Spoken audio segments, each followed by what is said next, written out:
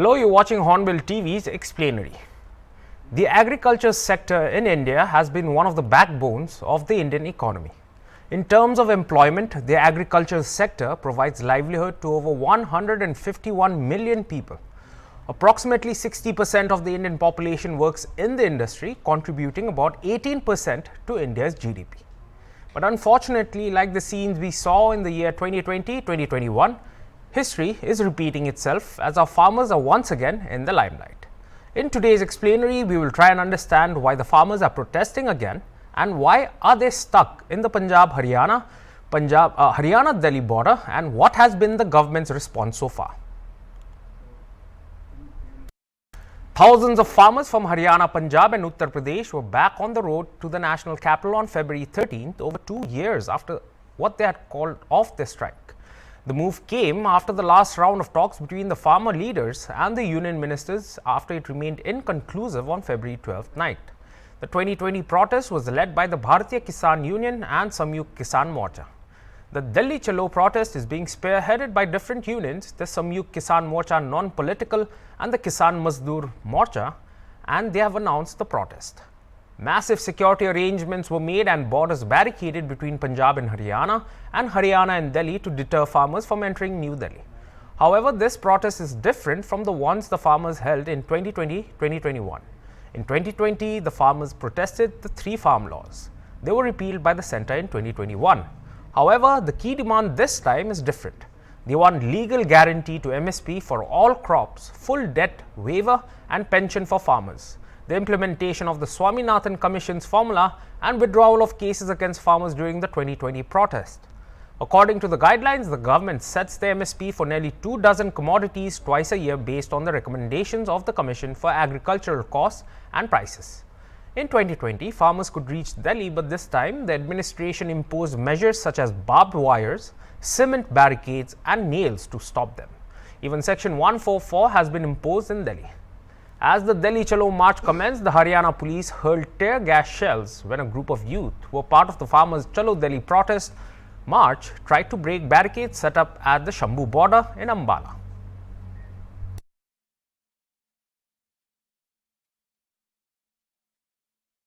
And now to understand what are this time's demands. Unlike the 2020 protest that protested to repeal the 3 farm laws, this time the farmers are demanding legal guarantee of a minimum support price, which acts as a safety net for the farming community, waivers of farm loans, taking back all cases against farmers during the 2020 farmers' protest, and a rollback of policies they say hurt farmers. The MSP, which is the cost at which the government purchases crops from farmers, provides farmers with an assured income for their produce amid market uncertainties. The demand is for the MSP to be fixed at least 50% higher than the cost of production of any crop. Farmers are agitating against the planned privatization of the electricity sector. State governments currently provide subsidized electricity to farmers, which helps bring input costs down. They are also demanding compensation for the farmers who died during the 2020-2021 protests. Another demand is the dismissal of a federal minister whose son was accused of running his car over farmers in Uttar Pradesh's Lakhimpur Kheri district in October 2021. The government has formed a committee to address farming issues. Union Agriculture and Farmer Welfare Minister Arjun Munda, Commerce and Industry Minister Piyush Goyal and Minister of State for Home Affairs Nityanand Rai have been holding talks till today with farmer leaders to break the deadlock. The 2 sides, ministers and farmer leaders, met earlier on February 8th, 12th and 15th, but the talks remained inconclusive. During the 4th round of talks on February 20th, Union Minister for Commerce and Industry Piyush Goyal told reporters that cooperative agencies of the Union Government, including the National Cooperative Consumers Federation of India Limited and the National Agricultural Cooperative Marketing Federation of India Limited, would procure maize and 3 pulses, arhar, urad and moong, and the Cotton Corporation of India would procure cotton at minimum support prices recommended by the Commission for Agricultural Costs and Prices. Farmers would be offered 5-year legal contracts by these agencies to buy their produce. Farmer leaders on the same evening rejected the centre's proposal to purchase 5 crops at minimum support price over the next 5 years and announced that they will resume the Delhi Chalo march on February 21st, resuming their journey from the Punjab-Haryana Shambu border. Meanwhile, the Haryana government announced the extension of internet shutdown in districts including Ambala, Kurukshetra, Kaithal, Jind, Hisar, Fatehbad and Sirsa in view of the Delhi Chalo march by the farmers. This was the third time that the internet services were suspended in the state this month due to the protests.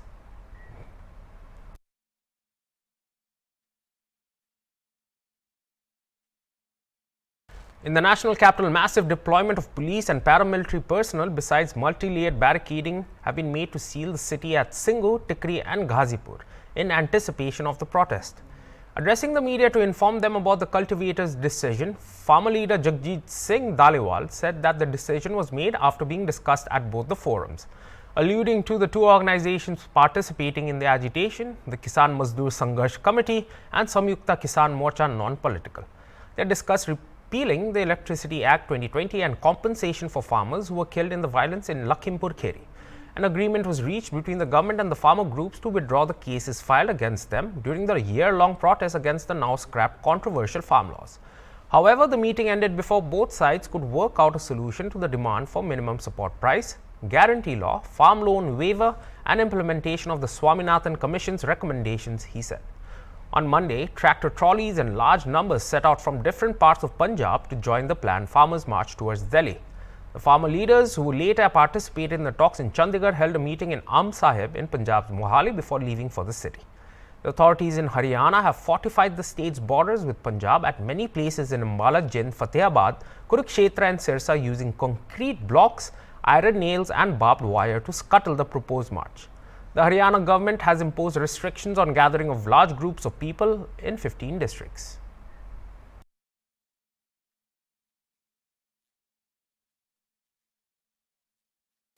And on the 21st of February, Indian farmers paused their protest march for 2 days after clashes with police left one protester dead.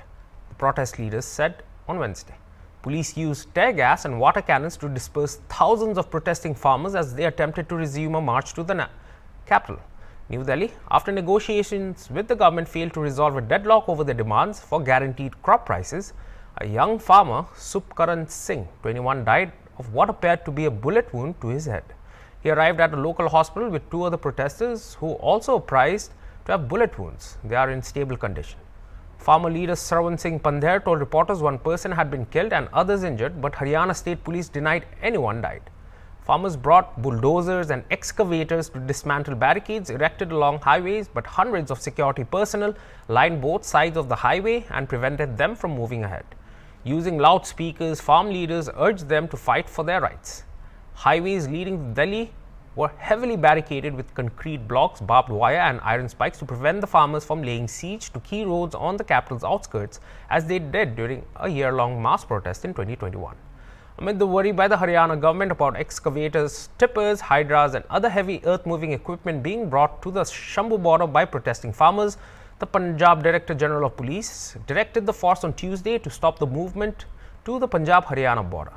In a letter sent to all the establishments, top officials including commissioners of police, the Punjab DGP said clear instructions have been issued that no heavy machinery and other earth-moving equipment should be allowed to reach the Punjab-Haryana border at Khanauri and Shambhu, where the farmers are protesting. In an interaction with the media persons today, Union Minister Arjun Munda said the Government of India is continuously working and dedicated towards the welfare of the farmers. Just yesterday, in the case of farmers, the fair and remunerative prices of sugarcane was fixed at Rs 340 per quintal. We are dedicated to the farmers and are working under the leadership of PM Modi. With about 150 million Indians involved in the agriculture sector, are the farmers getting their due representation when it comes to remuneration? All the barricades, barbed wire, cement blocks set up at the interstate borders, will these expenses come from the pockets of the people of Haryana, Punjab or Delhi? Will these states now start blaming one another for all the damages? These are some of the questions, but the main question is, will the farmer protest be a recurring incident or will this be the end? And that was all for this explanatory. For more explanaries like this, keep watching Hornbill TV. Goodbye.